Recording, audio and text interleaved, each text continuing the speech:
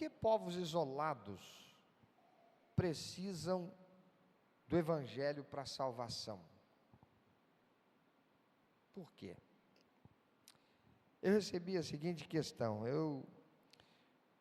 pastor, qual é a forma correta de interpretar Romanos capítulo 1, 19 a 25? Na realidade, a questão se atém a 19 a 25, mas ela precisa que a gente volte um pouquinho. Romanos capítulo 1, versículo 16 a 25, tá? Com base nesse texto, como responder a seguinte questão: povos indígenas isolados do restante do mundo vão para o inferno, mesmo que nunca tenham tido contato com a civilização externa?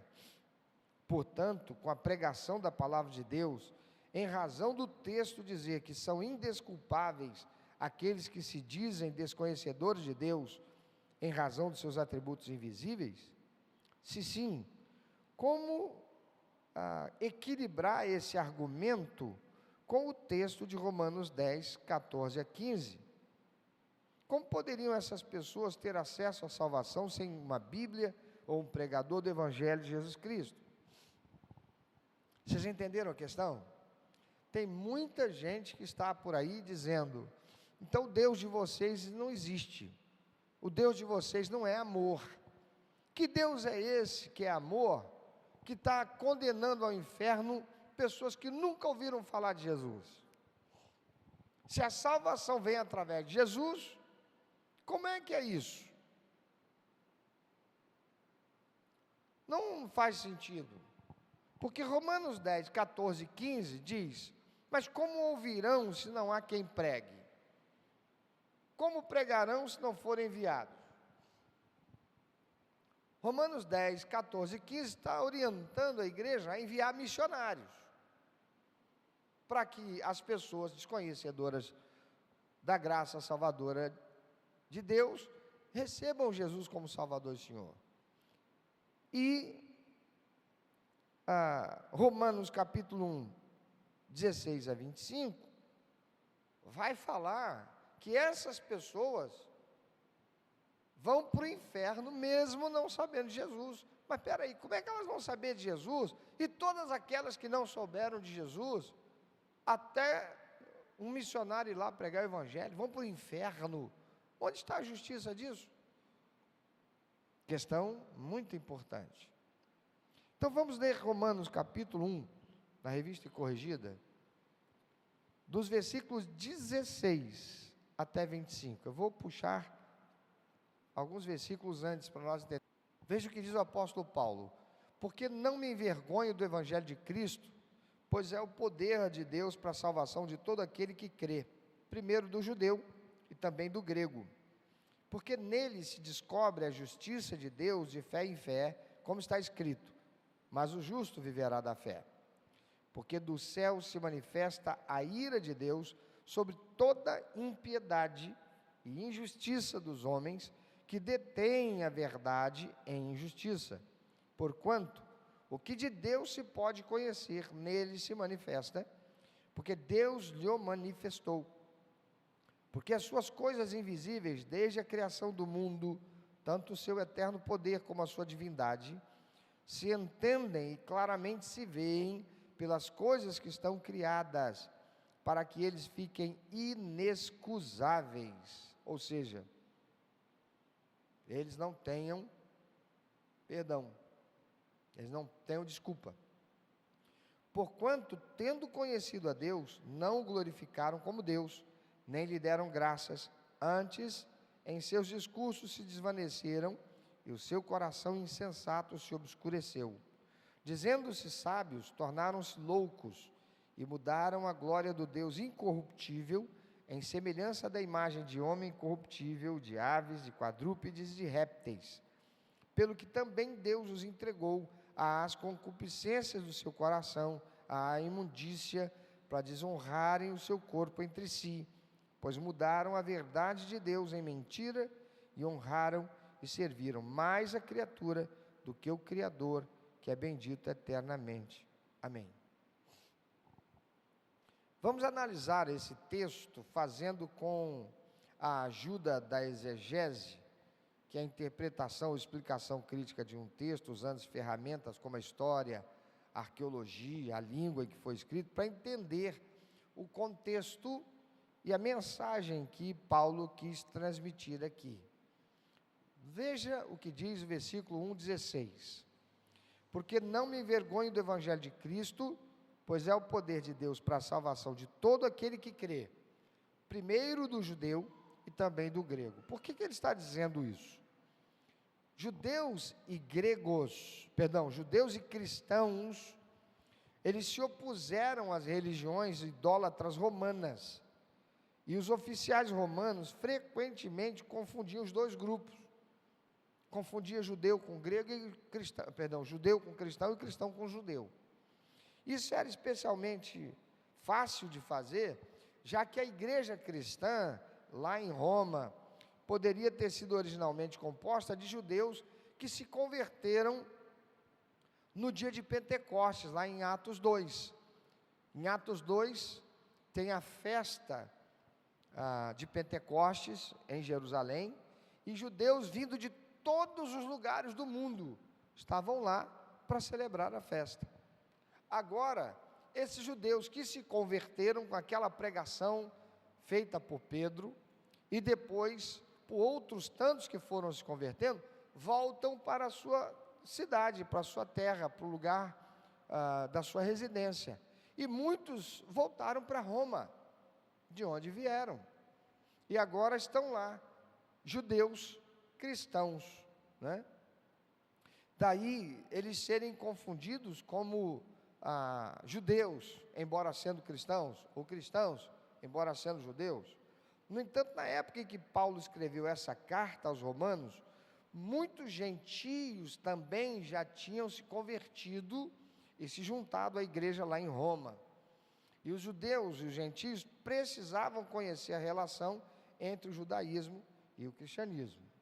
Por isso ele está falando isso. Porque não me envergonho do Evangelho de Cristo, pois é o poder de Deus para a salvação de todo aquele que crê. Primeiramente do judeu e também do grego. Por que primeiramente? Porque Jesus veio para os que eram seus. Mas os seus não receberam. Mas a todos quantos receberam, a estes foi dado o poder de serem tornados filhos de Deus. Então, primeiro o judeu, por isso que ele diz isso, e depois o grego. Ou seja, todos aqueles não judeus, chamados gentios, tá? Verso 17. Porque nele Jesus, se descobre a justiça de Deus de fé em fé, como está escrito, o justo viverá da fé. O Evangelho, ele nos mostra o quão justo Deus é em seu plano para que sejamos salvos e também como podemos ser preparados para a vida eterna. Presta atenção nisso. Ao confiar em Cristo, o nosso relacionamento com Deus é corrigido. Sem Jesus eu tenho um relacionamento com Deus, com Jesus eu tenho um relacionamento melhor, um relacionamento corrigido naquelas coisas que eu estava errado. O judeu, embora ele cresça em Deus, ele precisava de Jesus para corrigir o relacionamento dele com Deus. Entenderam isso? Do princípio ao fim, Deus nos declara justos por causa da fé e somente por causa da fé. Paulo, então ele cita Abacuque 2, verso 4, para mostrar que ao confiarmos em Deus, somos salvos. Temos vida agora e para sempre. Mas espera aí, ter fé, de que fé Paulo está falando? Porque fé é uma palavra que tem muitos significados. Por exemplo, fé pode significar fidelidade. Lá em Mateus 24, 45, veja o que diz lá. Quem é, pois, o servo fiel e prudente, que o Senhor constituiu sobre sua casa para dar o sustento ao seu tempo? Jesus está falando de servo fiel. Esse fiel aí é o servo que tem fé, aquele que tem fidelidade. Essa palavra fiel é a mesma para a fé. Então, fé pode significar fidelidade. Fé também pode significar confiança absoluta, como demonstrado por algumas pessoas que foram a Jesus para receberem cura. Você vai encontrar em Lucas 7, 2 a 10 e outros textos daqueles que expressaram fé. Jesus dizia: vá, a tua fé te curou, te salvou. Então, fé relacionado com a confiança absoluta para receber cura.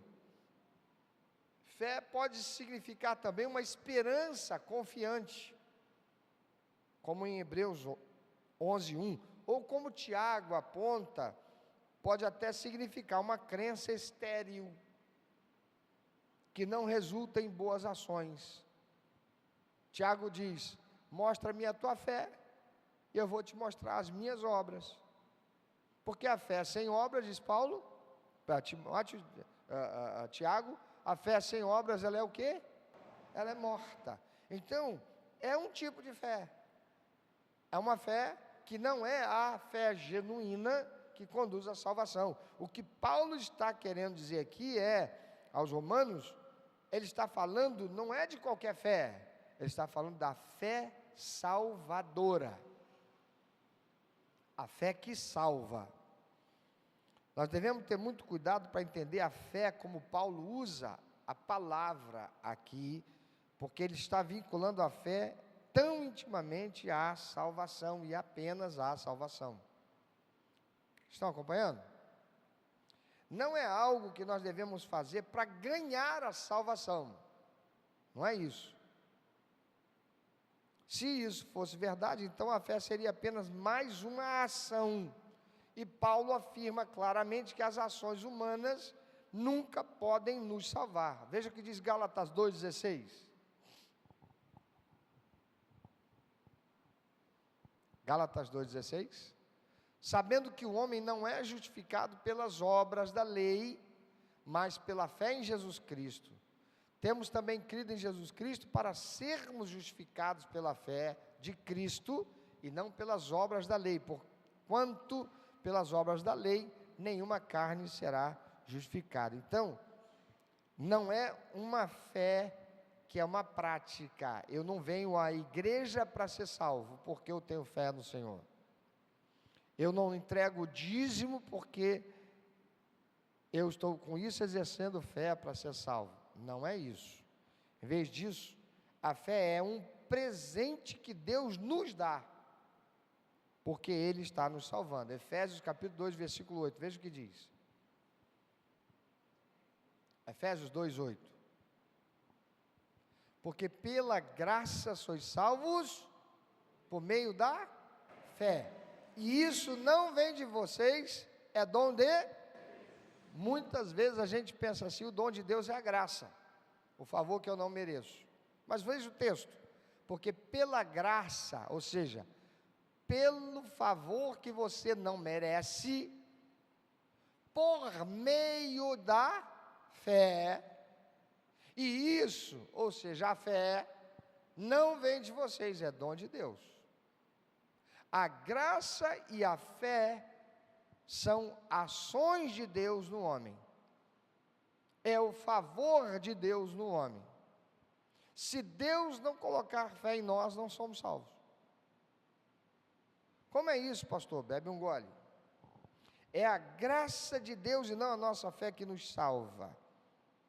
Em sua misericórdia, no entanto, quando Ele nos salva, Ele nos dá a fé, um relacionamento com seu Filho Jesus que nos ajuda a nos tornarmos como Ele. Sem essa fé que vem do Senhor, nós não temos como caminhar na graça e no conhecimento de Jesus até alcançarmos a estatura de varão perfeito, como diz a palavra de Deus.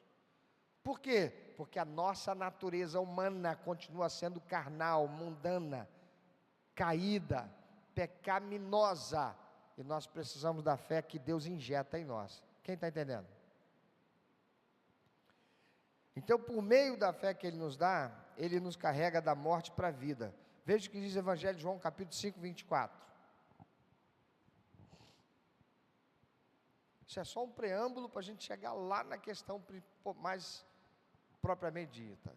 João 5,24, na verdade vos digo, quem ouve a minha palavra e crê naquele que me enviou, tem a vida eterna, e não entrará em condenação, mas passou da morte para a vida. Esse crer é o crer da fé para a salvação, não é meramente o crer racional, daqueles que dizem, ou racional ou intencional, daquele que crê também numa pedra para desenergizar e trazer a bênção, ou aquela casca de árvore que colocada numa água, eu coloco o pé, vai pelo chakra, toda a energia espiritual negativa sai do meu corpo. Não é isso.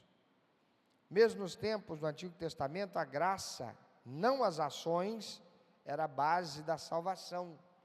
Como Hebreus 10,4 aponta, é impossível, diz o texto, que o sangue de touros e bodes tire pecados. O que o escritor aos Hebreus está falando? Ele está falando daqueles sacrifícios que eram feitos no tabernáculo e lá no templo depois. Não era meramente o sacrifício que levava o hebreu à salvação, mas era a fé em Deus para lhe salvar. Não era meramente eu levar um cordeiro para ser sacrificado em expiação dos meus pecados. Era a fé no Deus que estabeleceu isso como um vínculo. E uma obediência a ser operada por mim, pela repercussão que isso tinha no mundo espiritual. Deus pretendia que o seu povo olhasse além dos sacrifícios de animais para ele, então olhasse para ele além dos sacrifícios de animais, mas com muita frequência, o que acontecia? Religiosidade. Eles colocavam a sua confiança no cumprimento dos requisitos da lei, isso é, realizando o sacrifício necessário. Já fui na igreja, já participei do culto, já devolvi meu dízimo, já ofertei para a obra de reforma, para o sustento dos missionários, glória a Deus, estou abençoado.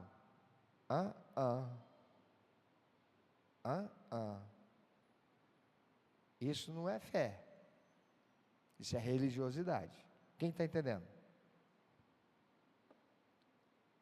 Quando Jesus triunfou sobre a morte, o que ele fez? Ele cancelou as acusações contra nós e abriu o nosso caminho para o Pai. Por ser misericordioso, ele nos oferece fé.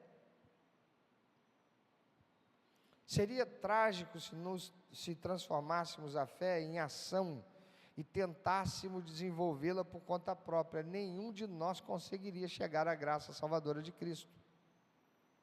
Por quê? Porque essa fé não vem de nós mesmos. Olha o que diz a palavra do Senhor, pelo apóstolo. A fé vem pelo... então não vem de mim. Ela vem pelo ouvir. O ouvir do quê? Da palavra de Deus. Então vem de Deus com a palavra. Essa fé é gerada em mim quando eu ouço a palavra. Está entendendo isso? Nunca nós podemos chegar a Deus por meio da nossa própria fé.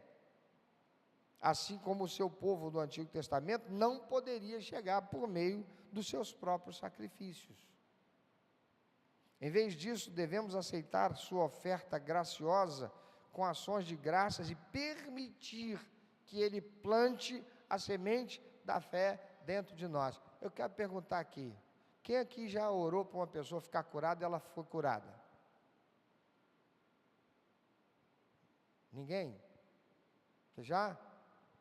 Eu também. Quem já orou aqui por uma pessoa cadeirante, sair da cadeira de roda e começar a andar? E ela andou. Alguém?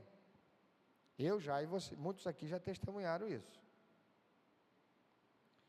Mas quantas vezes eu fiz isso? Antes de acontecer aquela primeira vez, nunca na minha vida. Eu nem imaginava, eu crentaço.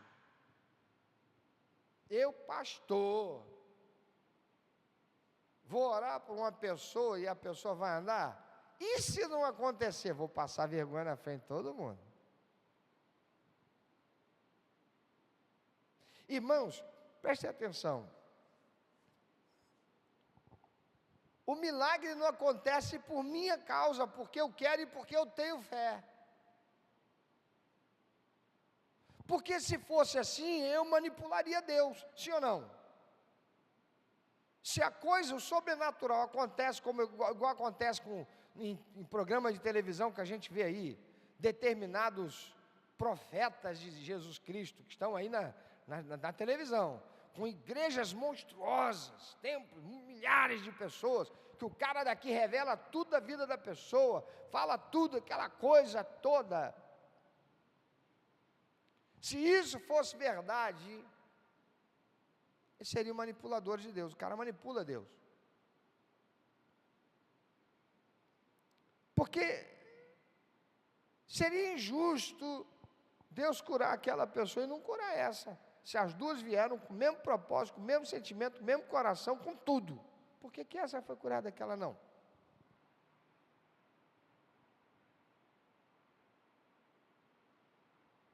A palavra de Deus explica. Deus tem propósito em todas as coisas. Por que ele chamou Moisés, que estava 40 anos longe do Egito, vivendo a vida dele na boa lá, como pastor de ovelhas do sogrão? O sogro ia morrer, não tinha filho homem, o cara que ia mandar em tudo e herdar tudo era ele. O que Deus foi pegar Moisés, cara, já com 80 anos? Por que ele não pegou Josué, que já estava lá? Josué já estava lá.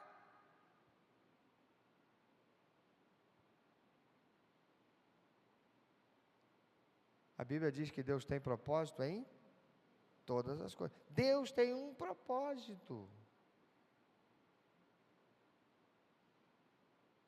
Não sou eu que determino. Então, se eu estiver aqui e Deus colocar em mim a fé para curar uma pessoa que entrou aqui, isso vai acontecer. Agora, isso não vai acontecer se eu não busco Deus. Isso não vai acontecer se eu não busco ter uma vida de relacionamento, de intimidade com o Espírito Santo. Não vai acontecer. Está entendendo isso? Essa fé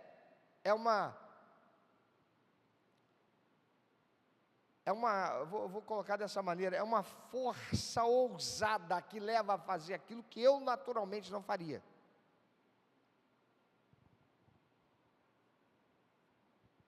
É desse jeito.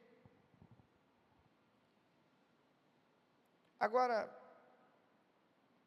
caminhando para responder essa pergunta, isso aqui é um preâmbulo para chegar lá. Vamos ler o verso 18.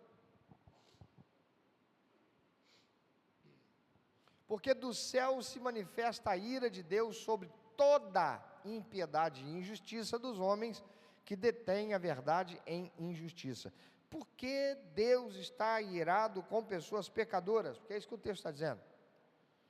Porque elas substituíram a verdade sobre ele por uma mentira. Veja o que diz o verso 25, vamos pular um pouquinho.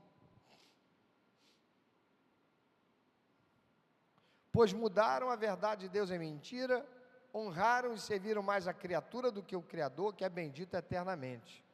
Não é isso que as pessoas fizeram? Não é isso que estão fazendo por aí? Sim ou não? Olha a religião cristã, a mais antiga, o catolicismo. Você não encontra em lugar nenhum no Evangelho, nas cartas paulinas, nos escritos apostólicos, em nenhum lugar, mandando beatificar e tornar santo para receber orações, invocações, clamor, seres humanos que, por mais piedosos que fossem, morreram e foram para o céu. Pelo contrário, a palavra de Deus diz que uma vez que morreu, nada sabe daquilo que aqui acontece. A palavra de Deus diz que é pecado se comunicar com quem já morreu, porque não existe isso. Eles não têm condições de saber o que se passa aqui. A palavra de Deus diz que há apenas um mediador entre Deus e os homens. Qual é o nome dele? Jesus Cristo. Aí, homens religiosos, líderes máximos dessa religião institucional, estabelecem o culto aos santos. Mas fazem imagens dessas pessoas e colocam-nas nas igrejas e vendem-nas para as pessoas que são devotas a elas, para ficarem fazendo orações a elas, para que elas peçam a Jesus, para que Jesus peça ao Pai. Heresia. Espiritismo. Pois mudaram a verdade de Deus em mentira e honraram e serviram mais a criatura do que o Criador, que é bendito eternamente. Amém. Isso para não falar de outros povos que passaram a adorar até rato, como tem na Índia. Sabia que na Índia se adora rato? Tem um grupo lá, que eles têm até o templo de ratos. Você já deve ter visto na televisão, não viu não? Então o que Paulo está dizendo é que eles sufocaram a verdade de Deus, naturalmente, que Deus naturalmente revela a todas as pessoas, para acreditarem em qualquer coisa que apoie seus próprios estilos de vida egocêntricos. Deus não pode tolerar o pecado porque sua natureza é moralmente perfeita. Ele não pode ignorar ou tolerar tal rebelião intencional.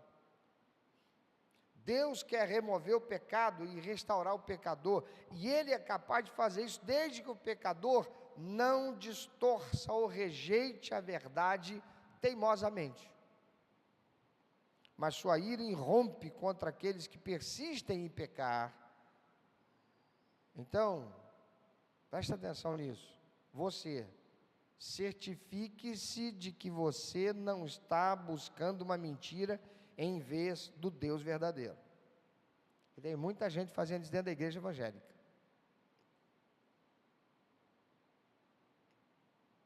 Está buscando o Deus que me satisfaz e não indo buscar satisfazer Deus.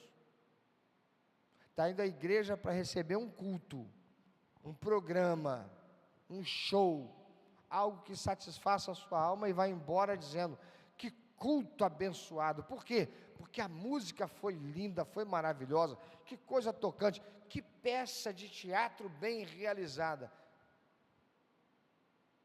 Não foi dar a Deus um culto, não foi buscar Deus, foi participar de um espetáculo. Romanos 1, 18 a 3, Romanos capítulo 1, versículo 18, até capítulo 3, versículo 20, Paulo desenvolve o argumento de que ninguém pode alegar por seus próprios esforços ou méritos ser bom aos olhos de Deus. Nem as massas, nem os romanos, massas é o povão, nem os romanos, nem mesmo os judeus. Todas as pessoas em todos os lugares merecem a condenação de Deus por seus pecados. Por quê, pastor? Vamos voltar no tempo. Quando Deus criou o homem perfeito, sim ou não? Ele tinha comunhão completa, plena com Deus, sim ou não? Era tete a tete, sim ou não? Aí ele foi ouvir a voz do diabo, submeteu-se à sedução de Satanás, se corrompeu, e o pecado e a morte entraram na vida do homem, sim ou não? A partir dali, a inclinação do homem foi sempre má e perversa, para fazer aquilo que se afastava de Deus. Mas a humanidade acaba sendo dividida em dois grupos. Um grupo descendente de Sem,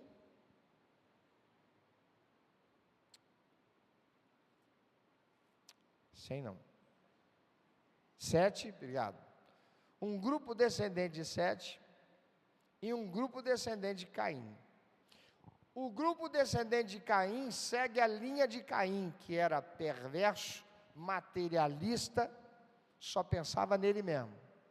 O Deus de Caim era ele, embora ele tenha tido uma experiência sobrenatural com Deus. Mas o Deus de Caim era ele mesmo.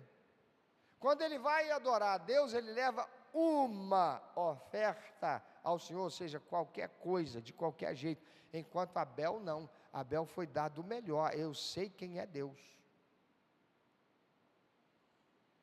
Eu sei quem é Deus. Então, eu vou dar a Deus o meu melhor. Então, aquela geração de Caim vai se tornando cada vez pior e pior e pior. E essa geração vai se mantendo em comunhão com Deus, vai se afastando de Deus. O que vai acontecendo com essa geração? Se afastando de Deus. De quem é a responsabilidade desse negócio? Em última análise, de Caim. Porque Caim encontra uma mulher, casa com ela, e a maldade dele é passada para a família dele, pela experiência e pelas atitudes dele. A probabilidade de você criar uma criança dentro de um lar, onde o pai é alcoólatra, onde o pai é fumante, onde o pai usa droga, é de que essa criança cresça e vai repetir aquilo que é o padrão do pai.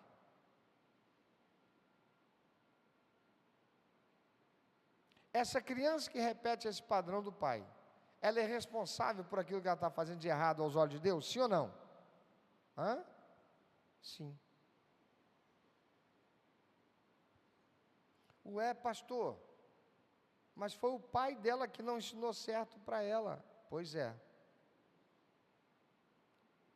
Então, pensa na responsabilidade que você tem quando você não é exemplo para alguém.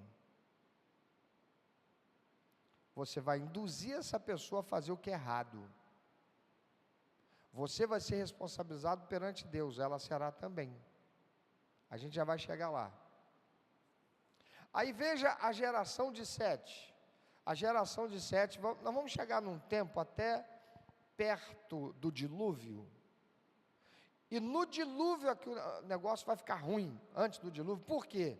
Porque diz a palavra de Deus lá, os filhos dos homens, os filhos de Deus, olharam para as filhas dos homens, acharam elas belas e foram se relacionar com elas e constituir família. Quem eram os filhos de Deus? Descendência de Sete. Gente que era temente a Deus, gente que tinha relacionamento com Deus, gente que tinha fé em Deus, gente que vivia para dar prazer ao coração de Deus. Quem eram os filhos dos homens? Descendência de Caim. Gente que não queria nada com Deus, gente que não tinha temor de Deus, enquanto estava convivendo na mesma terra, no mesmo planeta, onde estava lá a geração de Sete. Eu quero te perguntar, fala para um ladrão, para um bandido, que é errado o que ele faz. Ele sabe que é errado? Sim ou não? Por que ele continua fazendo?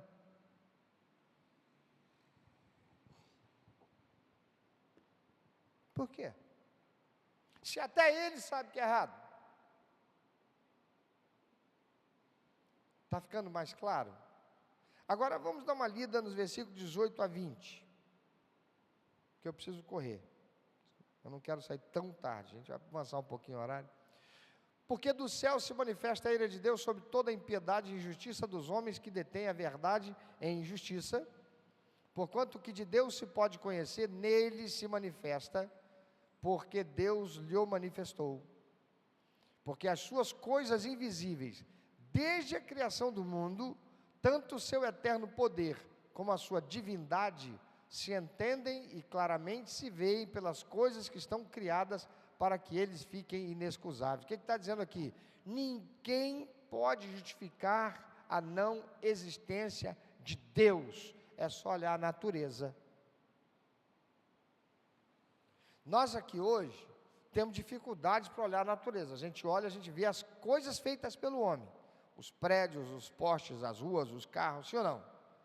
Mas vamos falar daquele tempo. As pessoas olhavam ao seu redor, elas viam o quê? A natureza que Deus criou. As plantas, as aves, os insetos, os peixes, os animais, sim ou não?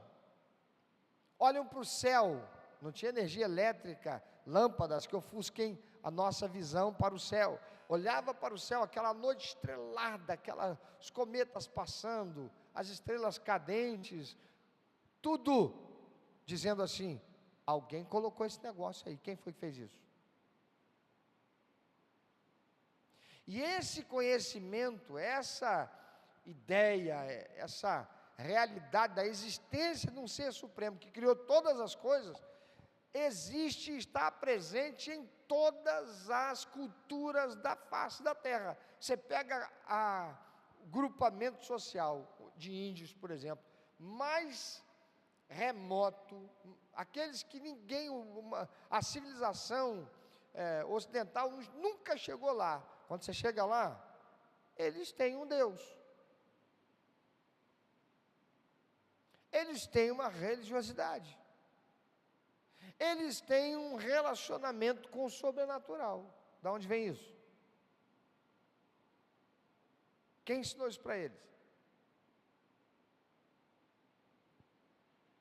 Acontece que o saber da existência de Deus por causa do pecado, que foi afastando o ser humano da comunhão e do relacionamento com Deus, foi tornando isso cada vez pior. E o homem foi colocando alguma coisa no lugar de Deus, como seu Deus. É isso que Paulo está falando. Está ficando claro? Está ou não? Então, nesses versículos, Paulo responde a uma objeção comum à crença em Deus. Como um Deus amoroso poderia enviar alguém para o inferno, especialmente alguém que nunca ouviu falar de Cristo, como é o caso de povos indígenas, remotos, que ninguém nunca foi lá falar de Jesus para eles. Na verdade, diz Paulo, Deus se revelou claramente na criação para todas as pessoas. E ainda assim as pessoas rejeitam até mesmo esse conhecimento básico da existência de Deus. Existe um senso moral no ser humano. Quer ver esse senso moral? Eu uso sempre esse exemplo. Pega duas criancinhas de 1 ano e meio. Dá uma bonequinha para um.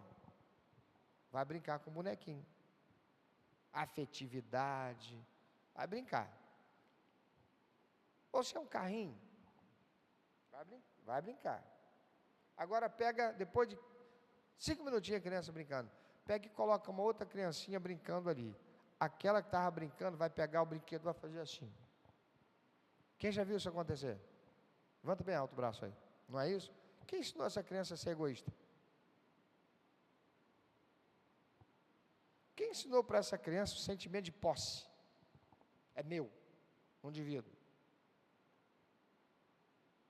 Você brinca com essa mesma criancinha, ai que coisinha linda, titi, vai para a tua cara e pá! Quem já passou por isso ou já viu isso acontecer? Levanta a mão aí. Quem ensinou violência para essa criança? Está nela. Passado de geração em geração. É a natureza caída do ser humano. O ser humano já cresce sabendo muito do que é certo e do que é errado. Além disso, todos têm um senso interno que Deus requer, mas escolhem não viver de acordo com isso. Em outras palavras, os padrões morais das pessoas são sempre melhores do que o seu comportamento. Todo mundo tem um padrão moral. Necessariamente o comportamento não acompanha. Se as pessoas suprimem a verdade de Deus para viver do seu próprio jeito, elas não têm desculpa. Elas conhecem a verdade e terão que suportar as consequências de ignorá-la. Deixa eu perguntar uma coisa. A gente precisa ir pregar Jesus Cristo lá para os árabes do Hamas, para eles saberem o que é certo e o que é errado? Sim ou não? Sim ou não? Não. Mas eles têm tanto ódio do povo judeu, que eles ensinam para os filhos que é certo assassinar um judeu. Ou você não viu reportagens e vídeos daqueles que estavam lá, muitos deles jovens, fazendo vídeo para o pai e para a mãe, dizendo assim: olha, eu matei tantos aqui hoje, eu consegui matar não sei quantos. E o pai ou a mãe chorando do outro lado, dizendo: ah, meu filho, eu estou orgulhoso de você. Quem viu isso? Viram? Levanta a mão aí quem viu. Viu? Como equilibrar esse argumento com o texto de Romanos 10, 14 a 15? Bota aí, por favor, Romanos 10, 14 e 15. Já que todo mundo tem dentro de si, todo ser humano, esse conhecimento de Deus, essa crença intrínseca a respeito de Deus, então, como equilibrar Romanos 10, 14 e 15, que diz: como, pois, invocarão aquele em quem não creram? Como crerão naquele de quem não ouviram? Como ouvirão se não há quem pregue? E como pregarão se não forem enviados? Como está escrito: quão formosos os pés dos que anunciam a paz, dos que anunciam coisas boas. Algumas pessoas se perguntam por que precisamos de missionários, se as pessoas podem saber sobre Deus por meio da natureza, porque o texto parece estar dizendo isso, né? A resposta é dividida em algumas partes. Primeiro, embora as pessoas saibam que Deus existe, elas suprimem essa verdade por sua maldade e, portanto, recusam um relacionamento com Ele. E os missionários expõem sensivelmente o erro que elas estão cometendo e as apontam para um novo começo. Segundo, embora as pessoas possam acreditar que Deus exista, elas se recusam a se comprometer com Ele. Isso é verdade ou não é? Todo domingo eu estou aqui pregando o Evangelho. Quantas pessoas entram aqui sem Jesus, sem ter feito aliança com Deus, ouvem a pregação, sabem que Deus existe, sabem que isso é verdade, mas dizem assim: ainda não, hoje não, um dia vai chegar a oportunidade. Quem já ouviu falar isso aí? Quem já ouviu isso? Já ouviu? E aí? Os missionários ajudam a persuadir essas pessoas, tanto por meio de palavras amorosas, quanto por meio de ações atenciosas. 3. Os missionários convencem as pessoas que rejeitam Deus das consequências perigosas das suas ações. Eles não vão fazer isso com todo mundo. Vai fazer com aquelas pessoas que aceitarem a palavra da salvação. 4. Os missionários ajudam a igreja a obedecer à grande comissão de nosso Senhor Jesus, porque Ele mandou que a igreja envie, sim ou não? E os missionários estão cumprindo. 5º, mais importante, embora a natureza revele Deus, as pessoas precisam ser informadas sobre Jesus e como por meio dele podem ter um relacionamento pessoal com Deus, senão elas não vão saber como. Saber que Deus existe não é suficiente. As pessoas devem aprender que Deus é amoroso a ponto de perdoá-las e dar a elas a salvação que elas não merecem. Elas devem entender o que Ele fez para demonstrar seu amor por nós, que é o plano da salvação. Elas devem ser mostradas como aceitar o perdão de Deus por seus pecados. Agora, alguém tem uma desculpa para não acreditar em Deus? Porque ainda tem aqueles que são ateus, sim ou não? E aí? A Bíblia diz que eles não têm desculpa. Por quê? Porque ainda que a gente esteja vivendo numa realidade de vida social,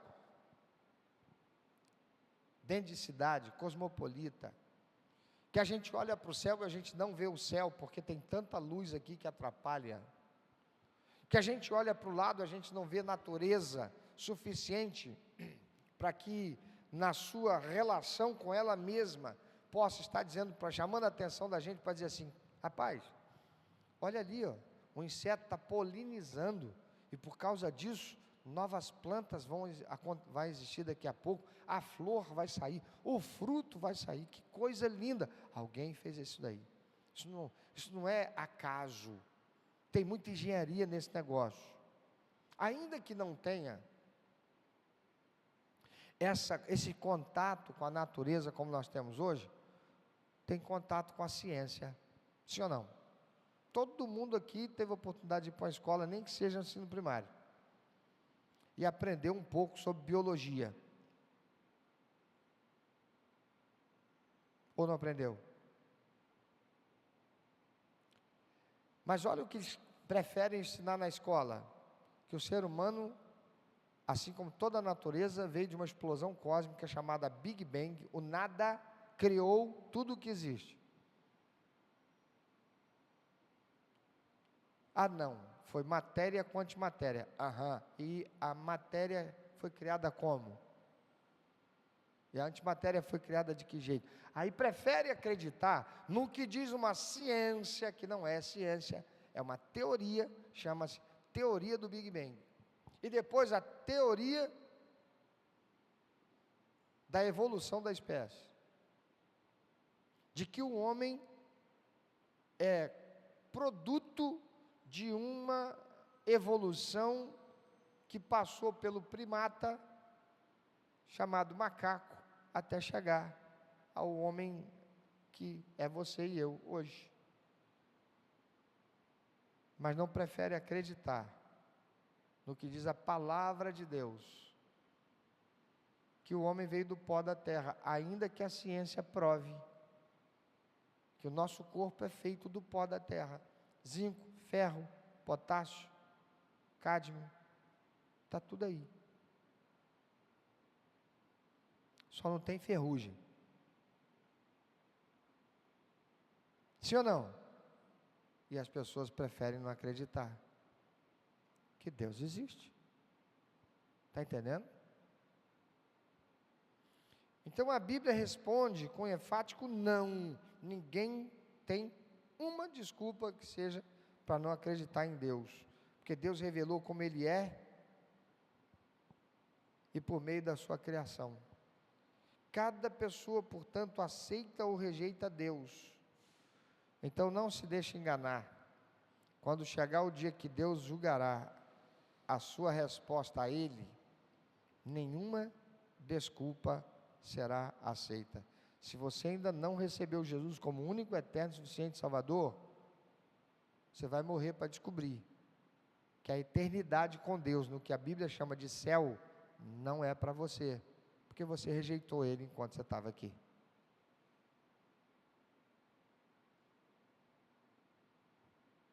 Eu ouvi uma ilustração muito interessante, que eu quero compartilhar com você. Foi uma moça. Ela fez a pergunta que eu vou fazer igual ela fez. Quem aqui conhece Neymar, jogador? Quem conhece Neymar? Levanta bem alto o braço, por favor. Quem conhece Neymar? Neymar, jogador. Todo mundo conhece, né? Legal. Se Neymar morasse aqui no bairro onde você mora, e você fosse bater na porta da casa dele, Neymar ia abrir a porta dele para você, sim ou não? Ele te conhece? Hein? Não, né? Então, mesmo você conhecendo Neymar, você não iria na casa dele esperando que ele fosse abrir a porta para você e te convidar para entrar, porque ele não te conhece. É isso? É isso? Pois o que está escrito na Bíblia é o seguinte, é Jesus dizendo, naquele dia, muitos dirão, Senhor, em teu nome curamos, ou curei, né? Em teu nome expulsei demônios, em teu nome eu até levei pessoas para a igreja que se converteram, mas Jesus vai dizer, mas você quem é? Você me conhecia, você sabia quem era eu, mas e você quem é? Eu não te conheço. Jesus está dizendo, você sabia quem era eu e você fez o que com isso?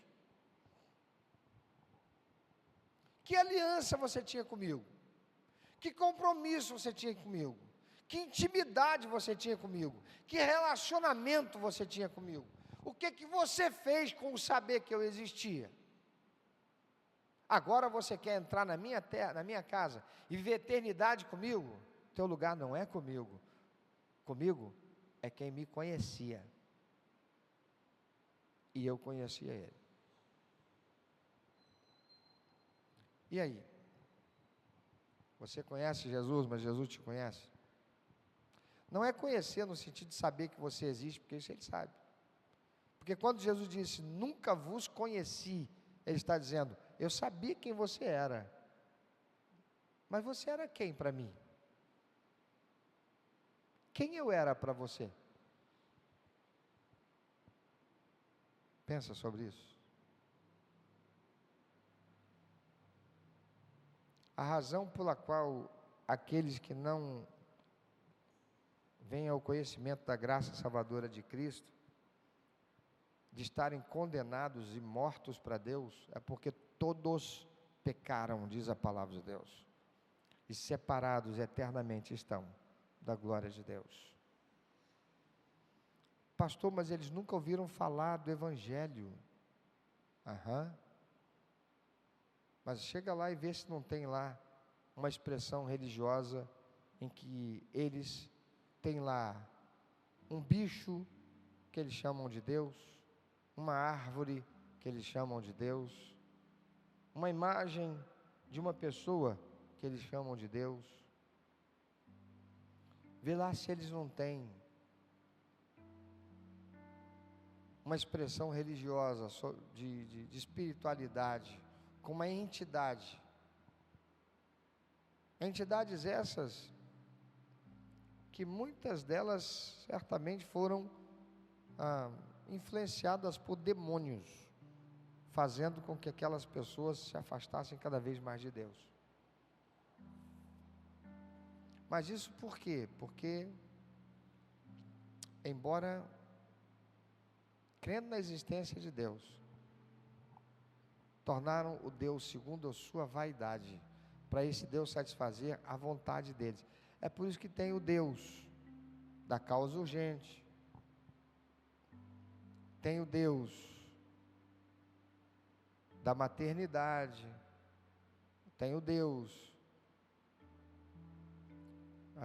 do parto, tem o Deus da prosperidade, tem o Deus das causas urgentes. Está cheio de Deus.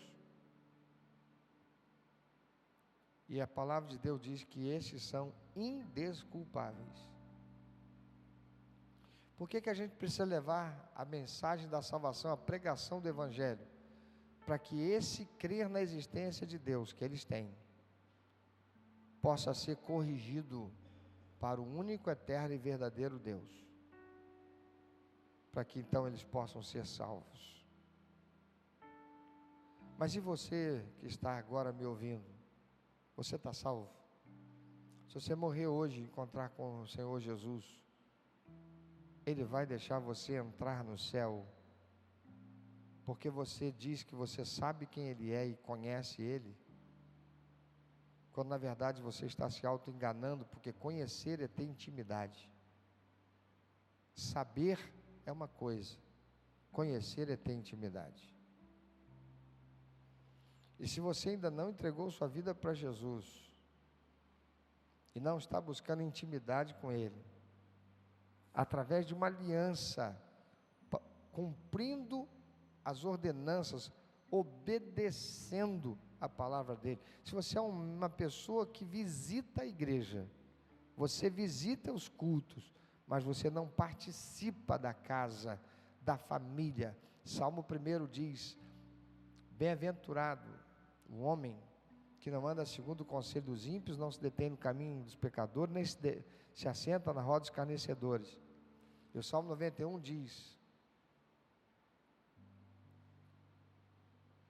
Salmo 91, aquele que habita o esconderijo do Altíssimo, à sombra do Onipotente descansará. Sabe o que significa isso? Aquele que habita é aquele que tem moradia no esconderijo do Altíssimo. Que lugar é esse? A igreja é de Jesus. Você diz que crê em Deus, crê em Jesus, mas você ainda não entregou sua vida para Ele. Por quê? Porque entregar minha vida para Ele vai requerer que eu abra mão de fazer um monte de coisa que eu gosto. Você está procurando um Deus que satisfaça você, quando Deus criou você para você satisfazer a Ele. Ele está esperando que quando morrer, Ele te receba na eternidade para viver com Ele? Se aqui você quis viver do seu jeito, você é livre para viver do seu jeito, mas não é livre para entrar no céu do seu jeito. Nenhum de nós é. Então entregue a sua vida para Jesus. Se você ainda não fez isso, faça hoje uma aliança com Jesus. Diga: Senhor Jesus, eu quero te pedir perdão, porque até aqui eu vivi do meu jeito. Eu sei quem o Senhor é, mas o Senhor não tem por que me colocar no céu contigo, porque eu não tenho uma aliança contigo aqui. Eu tenho vivido uma religiosidade. Eu vou à igreja, eu gosto do culto, gosto da pregação, mas é só isso. Eu não fiz uma aliança com o Senhor que me obrigou a assumir uma postura diferente para viver de tal maneira a dar prazer ao teu coração. É como alguém que quer viver de contrato de união estável. A hora que não der, não tiver mais afim, eu vou ali, desfaço e acabou. Não é casamento, onde eu tenho que dizer, fazer uma aliança até que a morte nos separe. Não é casamento que exige de mim obrigações. Não. Deus não aceita amasiado com Ele. Com Ele tem que ser aliança.